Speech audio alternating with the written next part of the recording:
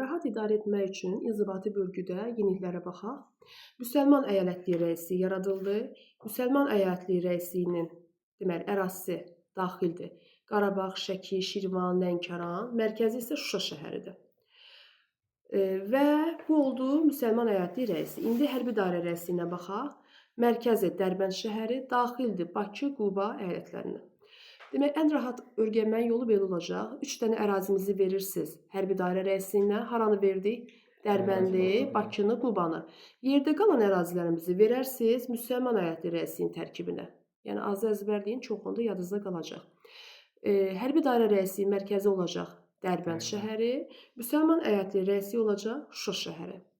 Aydındır, bu cür bölgə aparıldı ki, rahat şəkildə idarə edə bilsinlər. Distansiyalara daxil olacaq Carbalakən, Borçalı Şəmşəddin, dairələrə də ki, Yelizavetpol və Qazax dairələri daxil olasıdır. İndi komendant dövründə məhkəmə sistemində dəyişiklik olası. Çünki xanlıqlar dövründəki inzibati bölgü əgər dəyişibsə, təbii ki, onun məhkəmə sistemini saxlaya bilməzlər.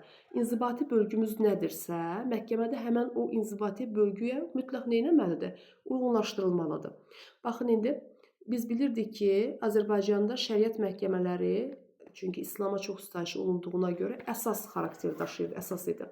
Amma artıq Ruslar hakimiyyətə gələn sonra İslam dinində olan məhkəmələri təbii ki, onlar qanunverici, daha doğrusu nəzarətçi funksiyasını götürməli idilər. Beləliklə, şəriət məhkəmələri əhəmiyyətini neynədi? İtirdi.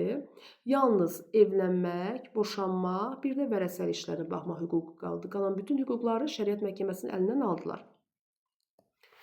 Əyalət yaratdılar uşaqlar. Əyalətləri böldülər. O zaman mütləq əyalətin nəyi olmalıdır? Məhkəməsi. Şəhərlər var idi.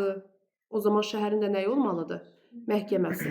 Bu məhkəmələrdə verilən qərarlar qanundan çox, onlara sədrlik edən komendantların verdiyi qərarlardan asılıdır. Yəni, komendantın dedikləri əslində qayda qanundan daha önəmli gəlirdi burada.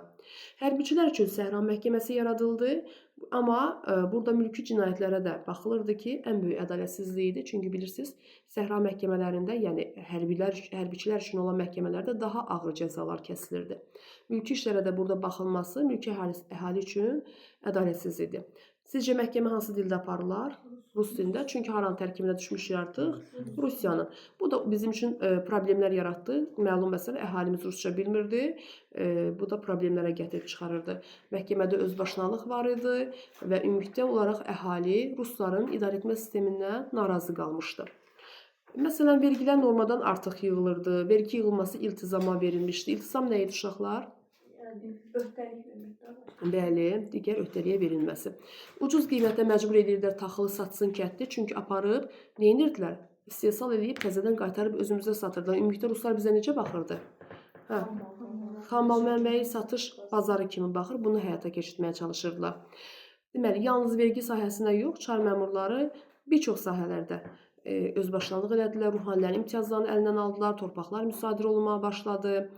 Yalnız rejimə sədaqətlə xidmət edənlər içərisində vəzifəyə gəlirdilər. Yerdə qalanlar hamısı vəzifələri və torpaqları əllərindən alındı.